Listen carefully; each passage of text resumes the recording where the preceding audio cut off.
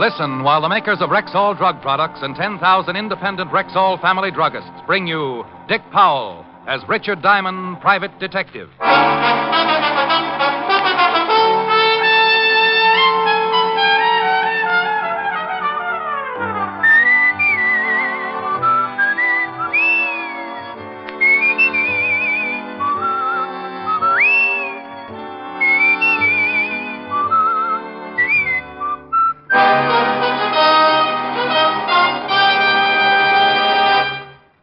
Good evening. This is your Rexall family druggist, speaking to you for the 10,000 independent druggists who have made the word Rexall part of our own store names, and who recommend and sell the 2,000 or more drug products made by the Rexall Drug Company. Like Rexall MI31, for example. Rexall's popular and versatile mouthwash, gargle, and breath deodorant. Full-strength MI31 kills contacted germs almost instantly, yet will not harm delicate membranes of the mouth and throat. Yes, for a dependable, refreshing mouthwash, remember Rexall MI31. And remember also, you can depend on any drug product that bears the name Rexall. Good health to all from Rexall. Now, your Rexall family druggist brings you a transcribed half hour with Richard Diamond, private detective, starring Dick Powell.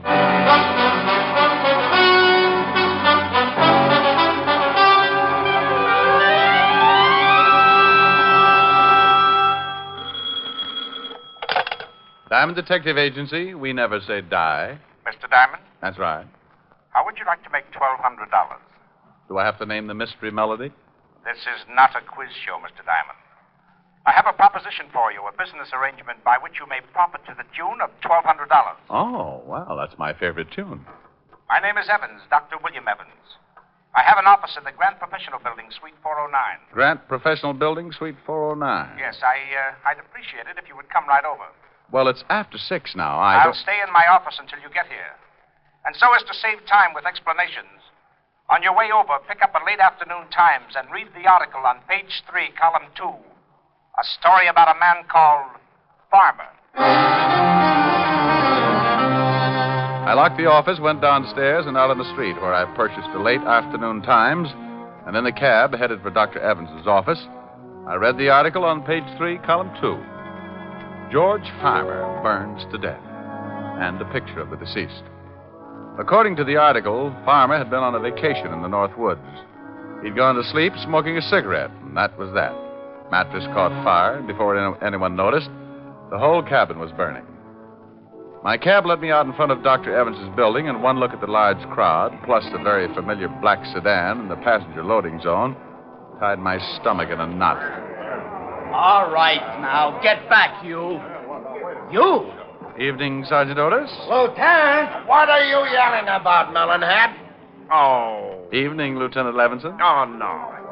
I hope you were just passing by, Mr. Diamond. I saw the crowd, Lieutenant Levinson, and came over to find out if you and Otis were playing hopscotch or possibly kick the can. This is a swell time to make with the jokes.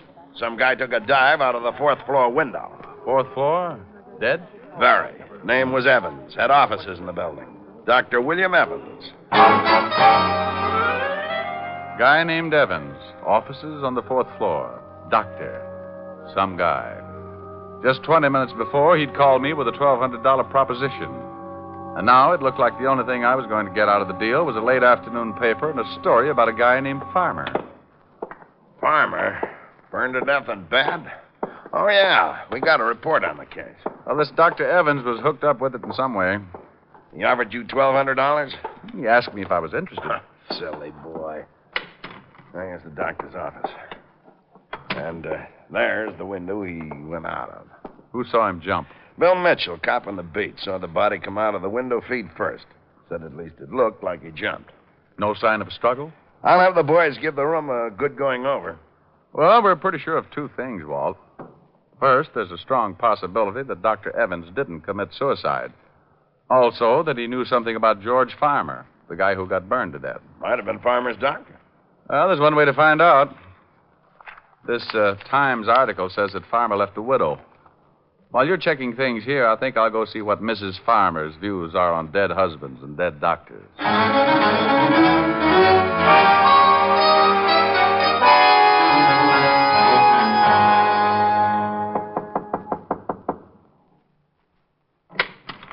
Yes?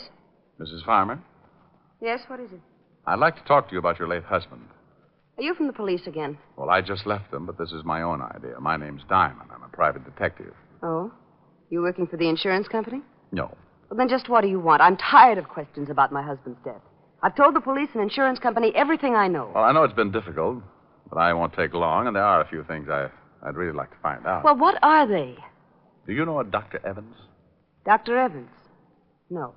No, I don't know any Dr. Evans. Your husband never mentioned him, said he knew him? No, he didn't. Besides, what has this doctor to do with my husband? Well, I don't know yet. You mentioned an insurance company. Was your husband insured, Mrs. Farmer? Yes, with the National Mutual. But if you're not working for the insurance company or the police, who are you working for? Me. You. Look, would you mind telling me what possible interest you could have in the death of my husband? Tell you the truth, I really don't know. But there's $1,200 mixed up in it somewhere, and that's enough to keep me well interested until I find some answers. Thank you, Mrs. Farmer.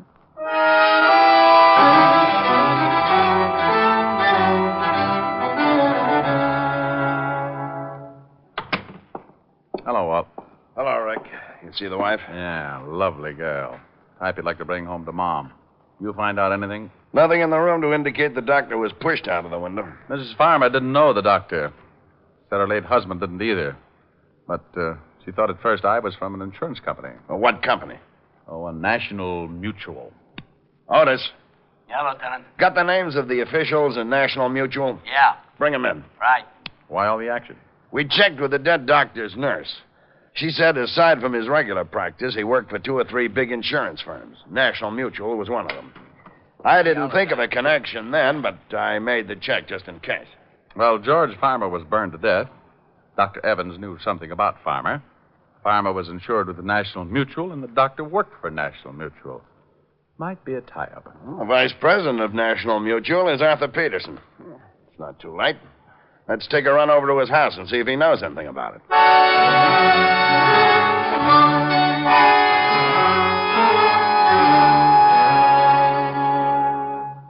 Well, gentlemen, in answer to your questions, yes, we did insure the late George Farmer, and Dr. Evans does work for us.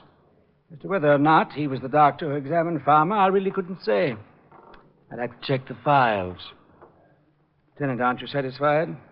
You think there's something wrong? We don't know. Dr. Evans jumped or was pushed out of his office window this evening. Good Lord. He called Mr. Diamond here and indicated he knew something about Farmer's death. Have you settled the claim with Mrs. Farmer yet? No, but it's to be settled within the week. $25,000 policy. If someone could show your company that Farmer's death was no accident, there'd be a reward, wouldn't there? Yes, 10% of the policy. In this case, $2,500. Oh, half of that'd be about $1,200. You think we could look at your records tonight, Mr. Peterson? It's very important. Of course. I'll just get a coat and we'll go right down to the office. We left with Mr. Peterson and headed for the offices of the National Mutual. A quick look through the file showed us what we wanted. A full report on the state of George Farmer's health. Okayed for insurance by the examining physician, Dr. William Evans. It's too bad the first claim on an accident policy has to be a death. Well, that ties that up. Now what have we got? Enough to keep on looking. I think I'll go have a long talk with Farmer's wife. Our company detectives checked that. She was right here in the city when her husband died. Well, a little talk won't hurt. Who sold Farmer the policy, Mr. Peterson? According to the files, the insurance man was Martin Ames. You have his address here? Yes. Here you are. Good man. One of our leading salesmen. While you're talking with Mrs. Farmer, Walt, I think I'll run over and see this man Ames. Maybe he can do us some good. If the late Dr. Evans hadn't offered me $1,200, I would have okayed his 4-floor dive as an act of suicide. But the way things were shaping up, he was going to split an insurance reward. And knowing doctors to be pretty practical people, I just couldn't imagine him giving up that kind of money for a fast trip to the sidewalk. The home of Martin Ames was an apartment on the Lower East Side. His wife answered the door. No, my husband isn't here. I was just leaving. You know where I can find your husband, Mrs. Ames? It's rather important. I don't know what you want, but if you want to see my husband, that's where I'm going now. I just got a call. He's had an automobile accident.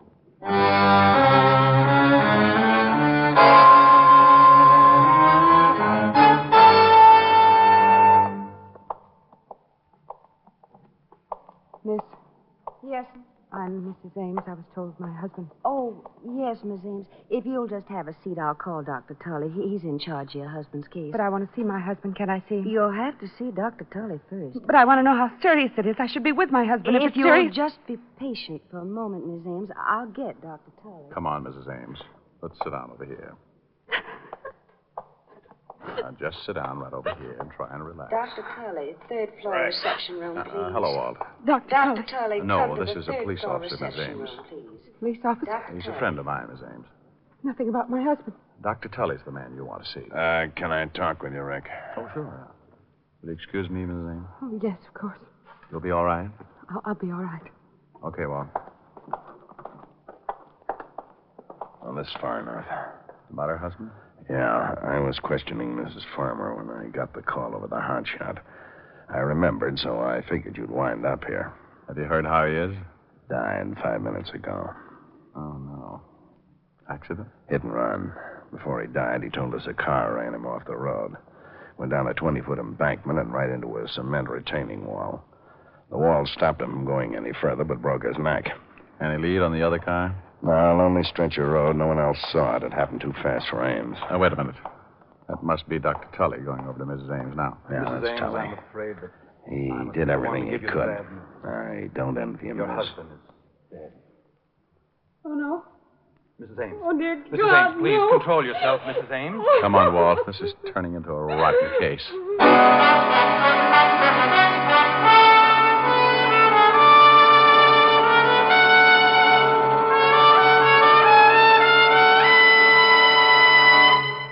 Before we continue with the adventures of Richard Diamond, private detective, here's your Rexall family druggist. I often think that perhaps the most common under-the-weather complaint in the average family is either acid stomach or plain old sluggishness. Well, you certainly hit the nail on the head as far as my family is concerned. And I'm also sure that's why there are literally millions of bottles of Rexall milk of magnesia on hand right now in family medicine cabinets. Why, that sounds almost unbelievable. No, ma'am. Not when you know that Rexall milk of magnesia is both a quick-acting antacid and a thoroughly effective yet gentle laxative. What's more, Rexall milk of magnesia has none of that unpleasant, earthy, gritty taste. Say, my family would really appreciate that. Then why not let them see for themselves just how creamy smooth and actually pleasant-tasting Rexall milk of magnesia really is? Ask for it at Rexall drugstores everywhere. And remember, you can depend on any drug product that bears the name Rexall. And now back to tonight's adventure with Richard Diamond, private detective, starring Dick Powell. A little after 6, I got a phone call, and by 6:30, the man who called was lying on a sidewalk, broken in two from a 4-story drop. 2 hours later, an insurance salesman named Ames was run off the road and ended up with a broken neck. Coincidence? Not a bit. Walt found the location of the place where George Farmer had burned to death. Then we climbed in the squad car and started the long drive for the Catskills. Around 7 in the morning, we turned off the main highway and onto a dirt road. A sign reading Sportsman's Retreat, 2 miles, pointed the way, and 20 minutes later, we were pulling up in front of the lodge.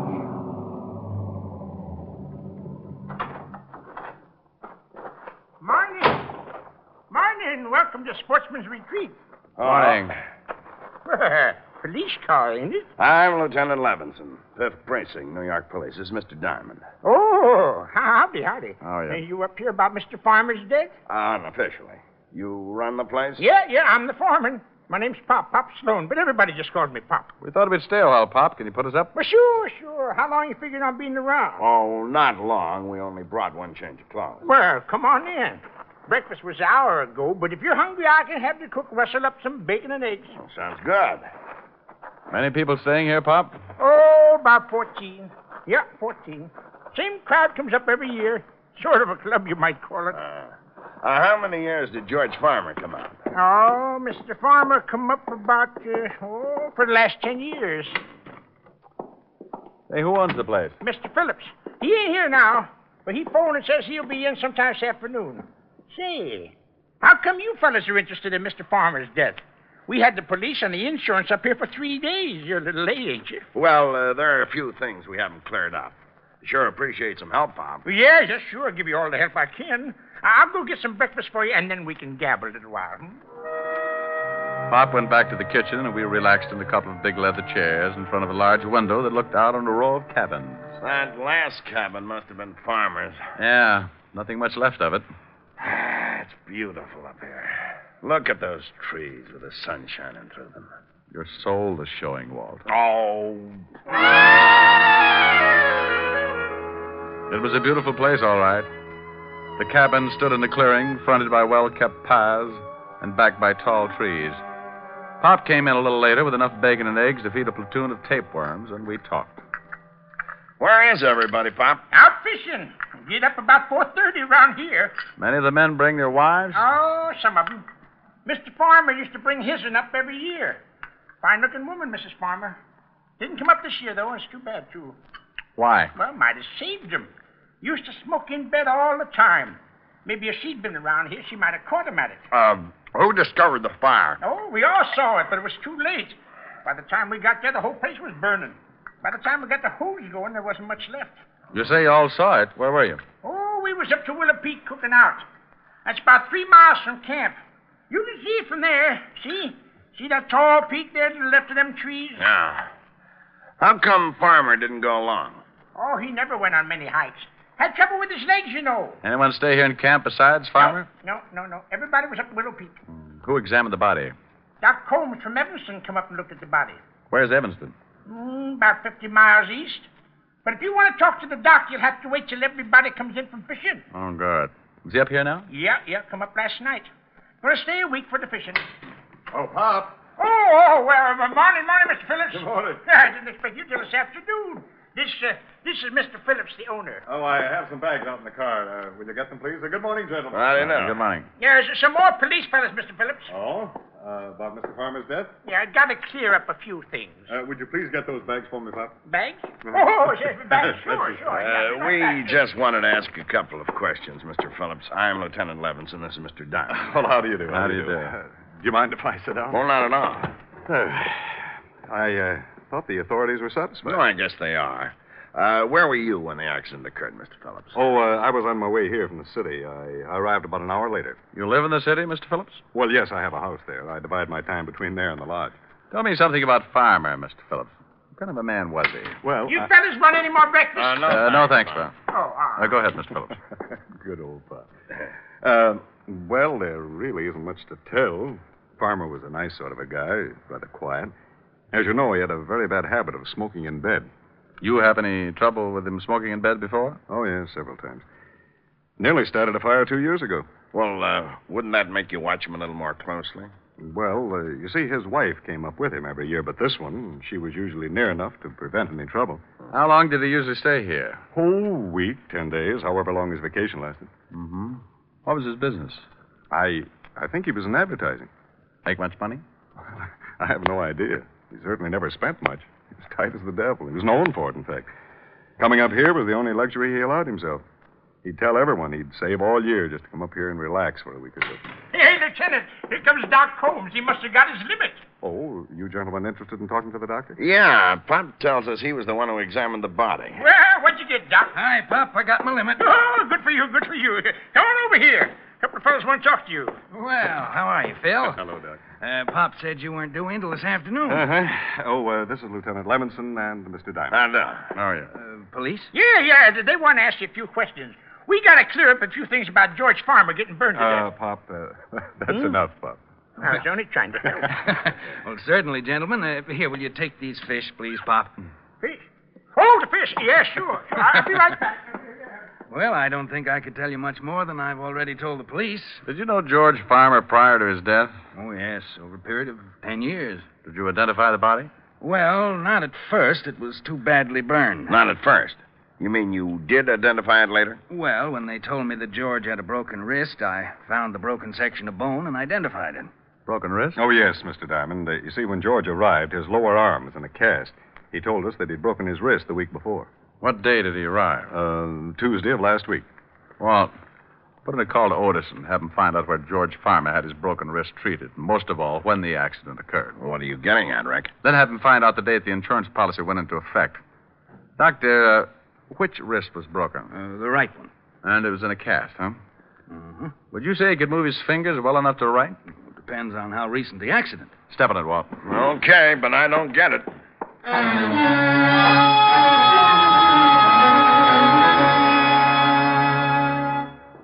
I talked to Otis. He'll get the information. Call us back. Now, would you mind telling me what the devil this is all about? George Farmer had to sign the insurance policy, didn't he? Yeah, but he could have done that with his left hand. An accident policy would cover a broken wrist, wouldn't it? Sure, and what?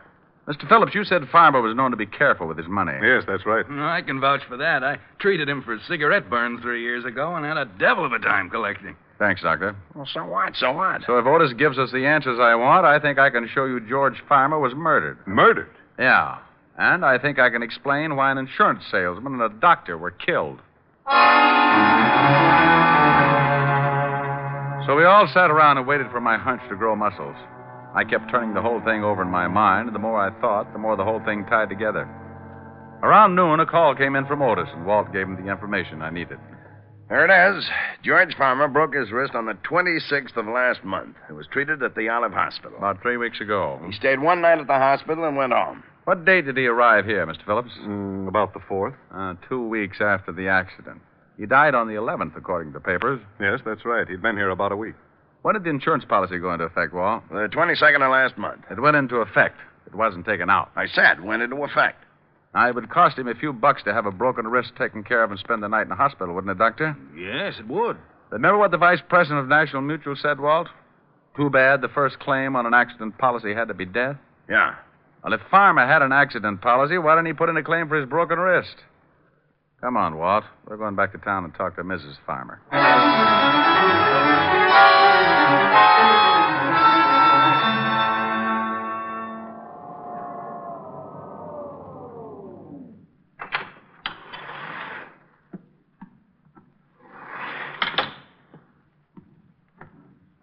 You got your men spotted around the building? Whole block surrounded.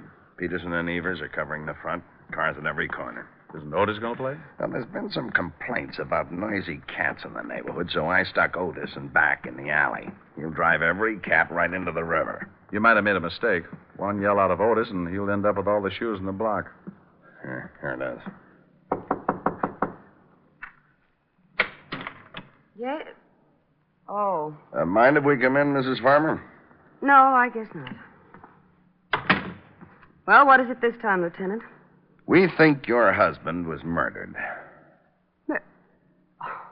Well, that's ridiculous. Now, we know you didn't do it, but you were in on it. You know who did. Are you serious? Very.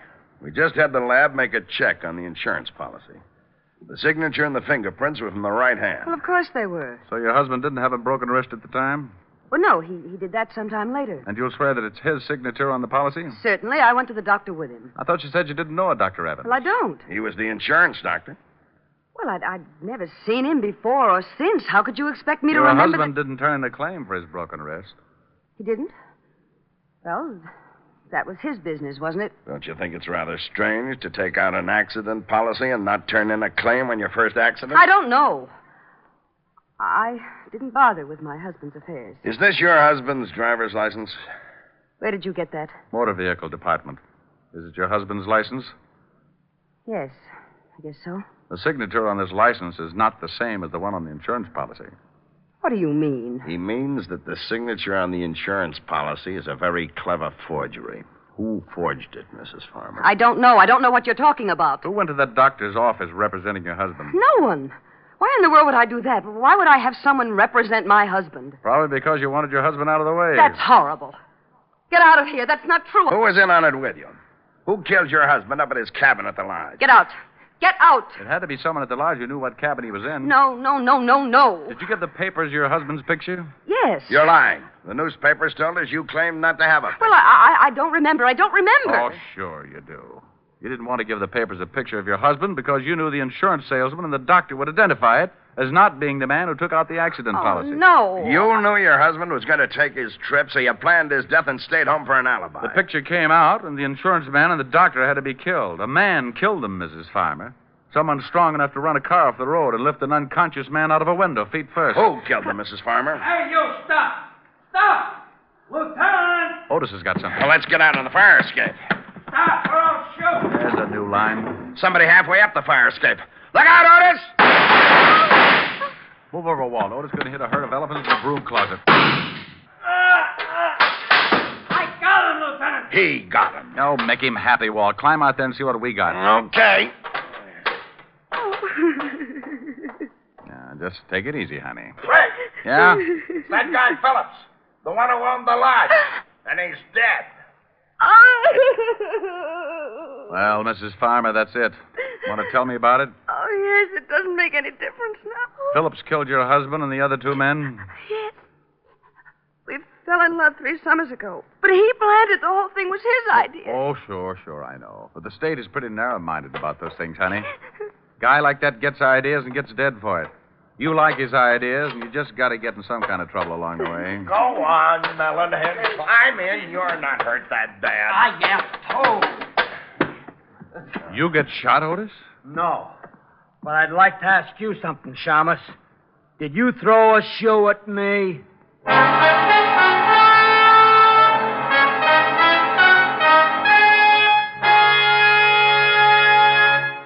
Again, here's your Rexall family druggist. Whenever you're suffering the pain of a headache, remember, there's no faster-acting aspirin made than Rexall aspirin. When swallowed with water, the 5 full grains of pure aspirin in every Rexall tablet are ready to go to work for you even before they reach your stomach. Ask for Rexall aspirin at Rexall drugstores everywhere. There's no faster-acting aspirin made. And remember, you can depend on any drug product that bears the name Rexall. Good health to all from Rexall.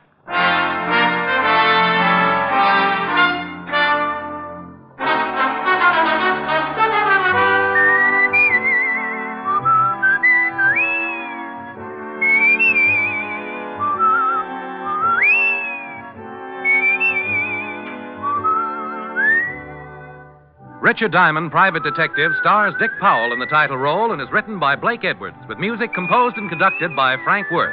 Featured in tonight's cast were Virginia Gregg, Ted Corsia, Wilms, Herbert, Wally, Maher, Joan Banks, and Bill Bouchey. Richard Diamond, Private Detective, is transcribed in Hollywood by Jaime de Valle.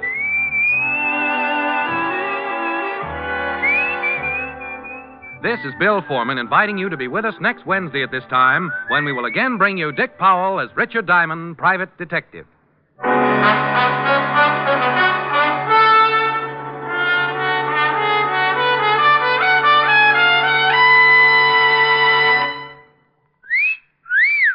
Hiya, beautiful. Get lost, Bristlepuss. You need a shave. But I have shaved.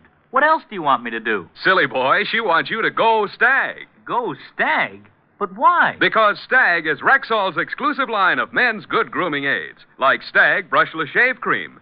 No fuss, no massage, just smooth it on, and presto, you get a clean, close shave.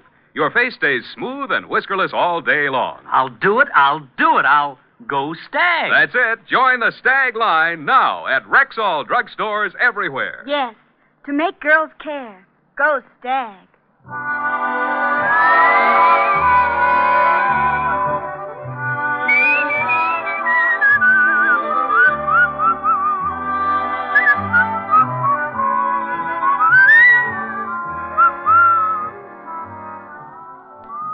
Wednesdays this fall, hear Groucho, Gildy, and the Halls of Ivy on NBC.